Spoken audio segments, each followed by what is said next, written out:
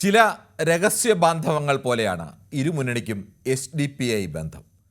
ഇരുവരും മാത്രമുള്ള രഹസ്യ നേരങ്ങളിൽ തമ്മിൽ വലിയ സ്നേഹമായിരിക്കും.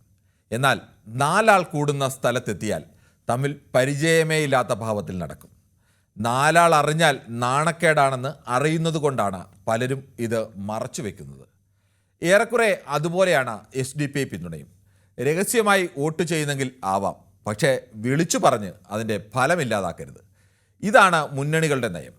2 ദിവസമായി മുഖ്യമന്ത്രിയോട് SDPI വോട്ട് വേണ്ട എന്ന് പറയുമോ എന്ന് മാധ്യമപ്രവർത്തകർ ആവർത്തിച്ച് ചോദിക്കുമ്പോൾ ഒരു വർഗീയ കക്ഷികളുമായും ചർച്ചയും നീക്കുപോക്കുമില്ല, അവർക്ക് ഞങ്ങൾ എല്ലാ കാലവും എതിരാണ് എന്ന് ആവർത്തിച്ച് പറയുകയല്ലാതെ SDPIയുടെ പേര് പറഞ്ഞ് വോട്ട് വേണ്ട എന്ന് പറഞ്ഞിട്ടില്ല.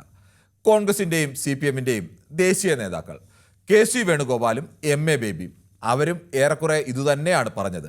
പക്ഷേ അത് മയപ്പെടുത്തിയായിരുന്നു എന്ന് മാത്രം. പ്രതിപക്ഷ നേതാവ് VD സതീശൻ മാത്രമാണ് SDPIയെ അല്പമെങ്കിലും പരസ്യമായി തള്ളിക്കളഞ്ഞത്.